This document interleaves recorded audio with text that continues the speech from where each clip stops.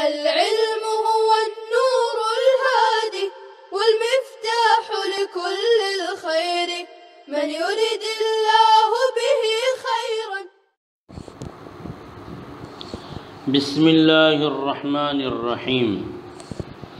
وأما الخفاء الموجب للظهور بالصلة فكما في هاء الكناية وميم الجمع المبنيتين على حرف واحد مع أنهما أضعفان. والصلة هي تضعيف الحركة بالإشباع، فالضمة الموصولة أصل للهاء والميم لثقل الضمة، وظهور الهاء والميم بإظهار الضمة بالإشباع، فهاء الضمير وميم الجمع وهاؤه كلها يضم على الأصل إلا إذا كان قبل الهاء كسر أو ياء ساكنة، فهاء الميم عن حفص وهاء الضمير مكسورتان للاتباع إلا وما أنسانيه في الكهف وعليه الله في الفتح، فإن الهاء فيهما يضم عنه على الأصل ولاتباع الأثر. جی صاحب کتاب علیہ الرحمہ یہاں سے وَأَمَّا الْخَفَاءُ سے صفات عارضہ کے اسباب اربعہ میں سے ایک سبب کو بیان فرما رہے ہیں.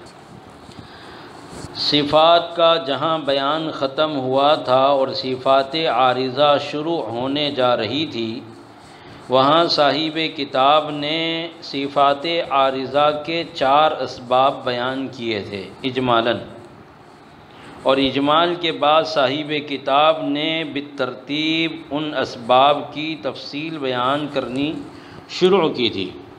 تو ان 4 اسباب کو اجمالاً بیان کرنے کے بعد پہلے جو 2 اسباب ہیں ان کی تفصیلات سے بھی صاحب کتاب یہاں تک فارغ ہو گئے. یعنی پہلا جو سبب ہے اما عارضها صفۃ لازمۃ، اس کی جتنی تفصیلات تھی وہ گزر چکی. اسی طریقے سے ان 4 اسباب میں سے دوسرا سبب تھا وَإِمَّا اتصال حرف بحرف موجب لها، کہ اتصال حرف بحرف جو ہے اس کا سبب بنے گا. اور تیسرا سبب صاحب کتاب وَأَمَّا الْخَفَاءُ یہاں سے بیان فرمانے جا رہے ہیں. اور بہرحال پوشیدگی کی صلاحیت کا ہونا جو اس کے ظہور کا سبب بنے صلہ کے ذریعے سے، جو اس کے ظہور کا سبب بنے صلہ کے ذریعے سے. پس جیسا کہ ہائے کنایہ میں اور میم جمع میں کہ جن کی بنا جو ہے ایک ہی حرف پر ہے، مع انہما اضعفان، اس وجہ سے کہ وہ دونوں ضعیف ترین ہیں. جی خفا کے لغوی معنی آتے ہیں پوشیدہ ہونے کے، چھپنے کے، اور اصطلاح میں خفا کہتے ہیں کہ حرف کی آواز کا چھپا ہوا ہونا، نرم ہونا، کہ جس کو جو ہے کسی اور ذریعے سے کیا کیا جائے، ظاہر کیا جائے، تو اس کو کیا کہا جاتا ہے؟ خفا. کہ صلہ کے ذریعے سے اس کو کیا کیا جاتا ہے؟ ظاہر کیا جاتا ہے. اب یہ جو صلہ ہوتا ہے وہ 2 حرفوں میں ہوتا ہے. ایسے تو بعض نے کہا ہے کہ 4 حروف ہے، ہا، الف، واو اور یا، اور صاحب کتاب یہاں میم جمع کو بھی بیان کر رہے ہیں. میم جمع بھی چونکہ اضعف الحروف میں سے ہے اس لیے کہ اس کے اندر صفت غنہ پائی جاتی ہے. اور اسی طریقے سے ہا یعنی الف مدہ، واو مدہ اور یا مدہ، تو اس میں بھی چونکہ جو ہے ان کا مخرج کیا ہے؟ مقدر ہے. آواز کے اعتماد کے لیے کوئی جگہ معین نہیں ہے، تو صفت مدیت کی وجہ سے ان میں ضعف پایا جاتا ہے. اس وجہ سے بھی ان کے اندر پوشیدگی کی صلاحیت ہوتی ہے جو صلہ کے ذریعے سے ظاہر کی جاتی ہے. تو یہاں پر صاحب کتاب نے 2 حروف کو بیان کیا ہے. ایک تو کون ہے؟ ہائے کنایہ، اور دوسرے جو ہے میم جمع. تو ہائے کنایہ کسے کہتے ہیں؟ کنایہ کہتے ہیں اشارے کو. اور ہائے کنایا یا ہائے ضمیر اس کو کہتے ہیں کہ جب کلام میں کوئی اسم ظاہر مذکور ہو اور کلام میں دوبارہ اسی کا ذکر مقصود ہو تو کلام میں اختصار کی غرض سے وہ مکمل اسم نہ بولتے ہوئے اس کے لیے ضمیر لے آتے ہیں اور وہ ضمیر بول کر اس سے وہ فرد کامل یا اسم کامل مراد لیا جاتا ہے۔ جیسے یوں کہا جائے گا کہ زید بازار گیا اور وہ وہاں پر آرام کیا اور اس نے نماز پڑھی اور اس نے کھانا کھایا اور اس نے دوستوں سے ملاقات کی۔ تو یہ ایسا نہیں کہ زید بازار گیا، زید نے کھانا کھایا، زید نے دوستوں سے ملاقات کی، زید نے وہاں پر آرام کیا، بار بار زید نہیں بولیں گے، بلکہ کلام میں اختصار کے لیے زید کے لیے کیا لائیں گے؟ ضمیر لائیں گے، اور وہ ضمیر بول کر کون؟ فرد کامل یعنی زید مراد لیا جائے گا۔ اور دوسرا حرف میم جمع جو جمع کے لیے ہوتا ہے، جیسے علیہ اس پر اور علیہم ان پر، تو یہ میم جمع ہے۔ علیکا تجھ پر اور علیکم تم پر، یہ میم جمع ہے۔ تو میم جمع ہے تو اس میں جو ہے صلہ کیا جاتا ہے۔ المبنیتین علی حرف واحد، اور یہ میم جمع اور اسی طریقے سے جو ہے ہائے ضمیر، یہ دونوں ایسے حرف ہیں کہ ان کی بنا ایک ہی حرف پر ہے۔ سوال یہ پیدا ہوتا ہے کہ ہو ضمیر میں تو ہم مانتے ہیں کہ ایک ہی حرف ہے، ہو، لہو، رسولہ، بہ، الیہ وغیرہ، لیکن میم جمع میں تو دو حرف ہوتے ہیں، جیسے کم اور ہم، ہم وغیرہ۔ تو پھر یہاں پر میم کے لیے المبنیتین علی حرف واحد نہیں ہونا چاہیے۔ تو اس کا جواب یہ ہے کہ مولانا اصل تو جو ہے جمع کے لیے میم ہی ہے، لیکن جو اس سے پہلے جو حرف ہوتا ہے وہ غیبوبت اور خطابت کی طرف اشارہ کرنے کے لیے لایا جاتا ہے۔ جی، تو اس طریقے سے یہاں پر یہ دو حرف ہیں کہ جن میں جو ہے صلہ کیا جاتا ہے۔ اب صلہ کسے کہتے ہیں؟ صلہ کہتے ہیں کہ کسی جو ہے حرکت کو دوگنا کر دینا، جیسے ضمہ ہے تو ضمہ کو ڈبل کر دینا کہ واو مدہ پیدا ہو جائے، کسرہ کو ڈبل کر دینا کہ یا مدہ پیدا ہو جائے، تو اس کو کیا بولیں گے؟ صلہ کہیں گے۔ جیسے کہ صاحب کتاب آگے بیان کر رہے کہ وَالصِّلَةُ هِيَ تَضْعِيفُ الْحَرَكَةِ بِالْإِشْبَاعِ، اور صلہ تو وہ حرکت کو دگنا کرنا ہے، اشباع یعنی کھینچ کر، اشباع بولیں گے کھینچ کر، اور صلہ وہ حرکت کو دگنا کرنا ہے اشباع کے ذریعے یعنی کھینچ کر۔ یہ صلہ کی کیا کی ہے؟ صاحب کتاب نے تعریف بیان کی ہے۔ جی، اس کے بعد جو ہے صاحب کتاب فالضمۃ الموصولۃ اصل للہاء والمیم لثقل الضمۃ وظہور الہاء والمیم بالاظہار الضمۃ بالاشباع۔ کیا مطلب؟ صاحب کتاب یہاں سے ہائے ضمیر اور میم جمع کا اعراب بیان کر رہے ہیں کہ ضمہ موصولہ یہ ہائے ضمیر اور میم جمع کے لیے کیا ہے؟ اصل ہے۔ کیوں؟ ضمہ کے ثقیل ہونے کی وجہ سے، اس لیے کہ حرکتیں کل کتنی ہیں؟ 3، فتحہ اور ضمہ اور کسرہ۔ تو فتحہ تو آپ کو معلوم ہے اخف الحرکات ہے، اسی طریقے سے جو ہے کسرہ متوسطۃ الحرکات ہے، اور ضمہ یہ کیا ہے؟ اثقل الحرکات میں سے ہے۔ اور ظاہر سی بات ہے کہ کسی بھی ضعیف چیز کو دبانے کے لیے اس کے اوپر جو ہے وزن کیسا رکھنا ہوگا؟ مضبوط رکھنا ہوگا۔ جیسے میں آپ کے سامنے کتاب پڑھا رہا ہوں، کتاب میرے سامنے کھولی ہوئی ہے، اب کتاب پڑھاتے پڑھاتے پنکھا چالو ہوا اور صفحات اس کے ادھر سے ادھر حرکت کرنے لگے، تو ظاہر سی بات ہے کہ یہ صفحات کیا ہے؟ ہلکے پھلکے ہیں، حرکت کر رہے ہیں پنکھے کی ہوا کی وجہ سے، تو ظاہر سی بات ہے کہ ان کو میں روکنے کے لیے کیا کروں گا؟ کوئی وزنی چیز رکھوں گا، جیسے موبائل رکھ دیا، پتھر رکھ دیا، شیشہ رکھ دیا، تو کوئی مضبوط اور وزندار چیز رکھوں گا۔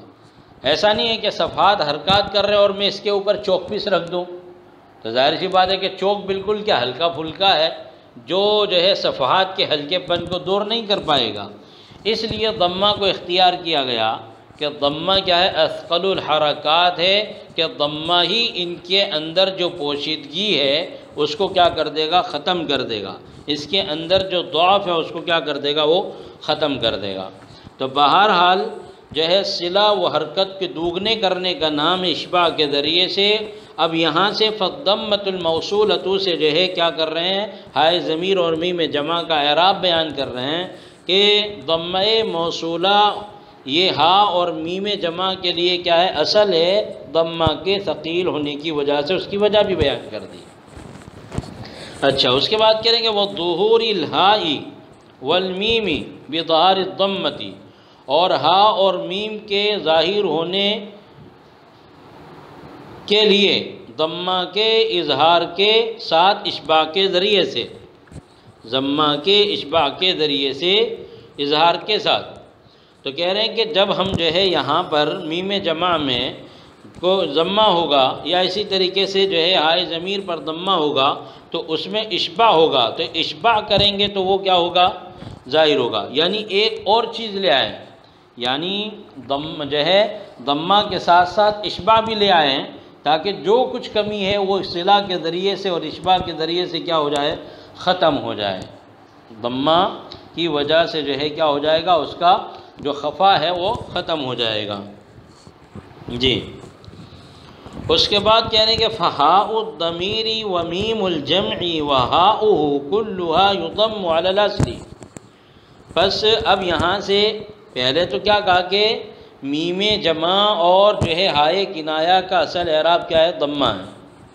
اب آگے بیان کر رہے ہیں کہ ہائے ضمیر اور میم جمع وہاؤہ اور میم جمع کی ہا کلھا یضم علی الاصل، یہ سب کے سب کیا ہوں گے، مضموم ہوں گے اصل کے مطابق۔ اس لیے کہ بھی آپ نے پڑھا کہ میم جمع اور ہائے ضمیر کا اصل اعراب کیا ہے مولانا، ضمہ ہے۔ تو اصل کے اعتبار سے میم جمع اور ہائے ضمیر کیا ہوگی، مضموم ہوگی، مگر مضموم کب نہیں ہوگی، اس کے لیے کہہ رہے ہیں کہ الا اذا، مگر جب ہائے ضمیر کے ما قبل کسرہ یا یائے ساکنہ ہو تو اس صورت میں میم جمع جو ہے مضموم یا ہائے ضمیر مضموم نہیں ہوگی بلکہ مکسور ہوگی۔ فہاء المیم، جی تب یہاں یاؤن ساکنتن سے پڑھو کہ جب جو ہے ہائے ضمیر کے ما قبل کسرہ یا یائے ساکنہ ہو تو اس صورت میں ہائے ضمیر مضموم نہیں ہوگی بلکہ اب اس صورت میں کیا ہوگی، مکسور ہوگی۔ مکسور کب ہوگی، جبکہ ہائے ضمیر کے ما قبل کسرہ یا یائے ساکنہ ہو۔ کیوں؟ اس لیے کہ ہا مضموم اگر پڑھیں گے اور ما قبل میں کسرہ ہے تو کسرے کی آواز نیچے جاتی ہے، اور اسی طریقے سے ما قبل میں جب یائے ساکنہ ہو تو یائے ساکنہ چونکہ جو ہے دو کسروں کے کیا ہوتی ہے، قائم مقام ہوتی ہے، تو اس صورت میں ظاہر سی بات ہے کہ آواز نیچے کی طرف جائے گی، پھر ضمہ کے لیے آواز کو اوپر لے جائیں گے، یہ ثقل کا باعث ہے۔ اس وجہ سے جب بھی ہائے ضمیر کے ما قبل کسرہ یا یائے ساکنہ ہوگی تو اس صورت میں ہم ہائے ضمیر کو کیا کریں گے، مکسور کریں گے۔ جیسے بہم، تو بہم میں ہائے ضمیر کے ما قبل کیا ہے، کسرہ ہے، اور فیہ میں ہائے ضمیر کے ما قبل کیا ہے، یائے مدہ ہے، تو اس لیے ان دونوں صورتوں میں ہائے ضمیر کیا ہوگی بھائی، مکسور ہوگی۔ اس کے علاوہ جتنی بھی ہائے ضمیر ہوگی وہ کیا ہوگی، مضموم ہوگی۔ اب سوال یہ پیدا ہو کہ ہائے ضمیر جو ہے مفتوح نہیں ہوتی ہے، اس لیے کہ اگر ہم ہائے ضمیر کو مفتوح کریں گے تو ہائے ضمیر جو لام کے جو ہے فا یا عین یا لام کلمے میں سے کسی کی ہا ہوگی یا لام کلمے کی جو ہا ہوگی تو وہ ہا جو اصل ہوگی اور ہائے ضمیر اس کے اندر جو ہے فرق نہیں پیدا ہو جائے گا۔ جیسے مثلا فقوہ کا جو ہے ہا، تب یہ نہیں پتہ چلے گا کہ ہا اصل ہے یا ہائے ضمیر ہے، کب، جبکہ ہا کو کیا کریں گے، مفتوح کریں گے۔ تو اس لیے جو ہے فعل اور اصل کلمے کی جو ہا ہے اس میں اور ہائے ضمیر میں فرق نہیں ہو پائے گا، اس لیے ہائے ضمیر مفتوح نہیں ہوتی ہے۔ اور دوسری وجہ وہی جو ہم نے آپ کو بتائی کہ پہلے ہی ہا کیا ہے، کمزور ہے، اور پھر اس کے بعد آپ جو ہے ہائے ضمیر پر کیا لے آئیں گے؟ فتحہ لے آئیں گے، تو کوئی فائدہ ہی نہیں ہوگا، کیونکہ ہمیں تو یہاں پر ہا کے اندر جو لطافت ہے اور ہا کے اندر جو خفا اور پوشیدگی ہے وہ اس کو کیا کرنا ہے؟ ختم کرنا ہے۔ جی، اس کے بعد جو ہے صاحب کتاب کہہ رہے ہیں کہ فہاء الضمیر و میم الجمع، پس ہائے ضمیر اور میم جمع اور اس کے میم جمع کا ہا، یہ سب کے سب کیا ہوگا؟ مضموم ہوگا، جیسے لہم، الا اذا کان قبل الکسر، جبکہ اس کے ماں قبل جو ہے کسرہ یا یائے ساکنہ ہو تو صورت میں ہائے ضمیر کیا ہوگی؟ مکسور ہوگی۔ فہاء المیم عن حفص وہاء الضمیر مکسورتان، پر جو ہے میم جمع کی ہا امام حفص رحمۃ اللہ علیہ کے نزدیک کب؟ جبکہ اس کے ماقبل یا ہو یا کسرہ ہو، اور ہائے ضمیر مکسور ہوگی للاتباعی، اتباع روایت کی وجہ سے امام حفص رحمۃ اللہ علیہ کے نزدیک، اس لیے کہ امام حفص رحمۃ اللہ علیہ سے ایسے ہی کیا ہے؟ ثابت ہے۔ صاحب کتاب نے فہاء المیمی کے بعد عن حفص فرمایا، وہاء الضمیر کے بعد پھر نہیں فرمایا۔ پتہ چلا کہ میم جمع کے اعراب میں کیا ہے؟ اختلاف ہے، کہ بعض حضرات کے نزدیک جو ہے جب جب میم جمع کی جو ہا ہوتی ہے تو اس کے ماقبل اگر یائے ساکنہ ہو، اس کے باوجود وہ لوگ ہائے ضمیر کو کیا کرتے ہیں؟ مضموم پڑھتے ہیں، جیسے غیر المغضوب علیہم ولا الضالین، علیہم پڑھیں گے، لیکن امام حفص رحمۃ اللہ علیہ اس کو علیہم نہیں پڑھیں گے بلکہ اس کو علیہم پڑھیں گے۔ تو اس اختلاف کی طرف اشارہ کرنے کے لیے صاحب کتاب نے کیا فرمایا؟ عن حفص فرمایا۔ اس کے بعد کہہ رہے کہ ہائے ضمیر مکسور ہوگی جبکہ اس کے ماقبل کسرہ یا یائے ساکنہ ہو، اتباع کی وجہ سے، یعنی اتباع روایت کی وجہ سے۔ جی، اس کے بعد صاحب کتاب نے کہا کہ الا وما انسانیہ فی الکہف وعلیہ اللہ فی الفتح فإن الہاء فیہ ما یضم عنہ علی الاصل ولاتباع الاثر۔ کیا کہہ رہے ہیں؟ مگر قرآن میں دو جگہ، ایک تو وما انسانی ہوں جو کہ سورہ کہف میں، اور علیہ اللہ جو کہ سورہ فتح میں، ان دونوں میں جو ہے ہا جو ضمیر کی ہے وہ مضموم ہوگی امام حفص رحمۃ اللہ علیہ کے نزدیک علی الاصلی، اصل کے مطابق۔ کیا مطلب؟ اصل کے مطابق یعنی کیا؟ ابھی آپ کو بتایا نا کہ ہائے ضمیر کا اصل اعراب کیا ہے؟ جو ہے ضمہ ہے، تو اصل کی رعایت اور اتباع میں جو ہے یہاں پر خلاف جو ہے قاعدہ کیا ہے؟ علیہ اللہ میں، اور جو ہے انسانی ہوں میں کیا ہے؟ ہائے ضمیر مضموم ہے۔ جی، تو کہہ رہے ہیں کہ وہاء الضمیر مکسورتان للاتباع، اتباع روایت کی وجہ سے۔ اچھا، پھر بھی یہاں پر بعض حضرات نے اس کے اندر جواب دینے کی کوشش کی ہے، وہ یہ کہ اتباع اثر، ایک تو ہے کہ روایت کی وجہ سے اور دوسرے اثر کے اتباع سے۔ دوسری وجہ جو یوں فرمایا کہ ولی اتباع الاثر، تو اس کا مطلب یہ ہے کہ یہ دونوں کلمات کسرے کے متقاضی ہیں۔ کیوں؟ اس لیے کہ آئے ضمیر کے ماقبل یائے ساکنہ ہیں، مگر روایتاً ان میں ضمہ ثابت ہے، لہذا مضموم ہوں گے۔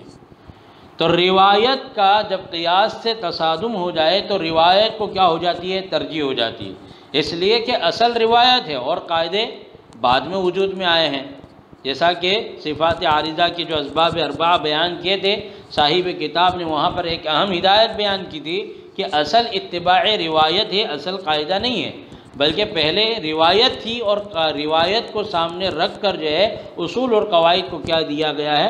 ترتیب دیا گیا ہے۔ جی، تو مصنف علیہ الرحمن عنہ کے ذریعے اس کے مختلف ہی ہونے کی طرف اشارہ فرمایا کہ امام حفص رحمۃ اللہ علیہ کے نزدیک جو ہے مذکورہ دونوں کلمات کی ہاں مضموم ہے، جبکہ دوسری قرأتوں میں کیا ہے؟ مکسور ہے۔ اور علیہ اللہ جو کہ سورہ فتح میں ہے، اس کا جواب یہ دیا گیا ہے کہ اگر علیہ اللہ میں علیہ اللہ پڑھتے تو اس صورت میں لام جلالہ پر نہیں ہو پاتا، تو علیہ اللہ میں لام جلالہ کی تفخیم کو باقی رکھنے کے لیے جو ہے ما قبل میں جو ہائے ضمیر تھی اس کو کسرہ کے بجائے کیا دے دیا گیا؟ اصل کی اتباع میں جو ہے ضمہ دے دیا گیا۔ کیا دے دیا گیا؟ ضمہ دے دیا گیا۔ جی بہرحال یہ دو جگہ ایسی ہے کہ جہاں پر خلاف قاعدہ ہائے ضمیر کو کسرہ کے بجائے کیا دے دیا گیا؟ ضمہ دے دیا گیا۔ جی اب آگے کا سبق انشاءاللہ آئندہ شروع کریں گے۔ وَيُوصَلُ هَاءُ الضَّمِيرِ عَلَى الْأَصْلِ سے اگلا سبق آئندہ شروع ہوگا۔ السلام علیکم ورحمۃ اللہ وبرکاتہ۔ السلام عليكم. لا تنسوا الاعجاب بالفيديو والاشتراك في القناة تشجيعا لنا لنستمر بنشر المزيد إن شاء الله.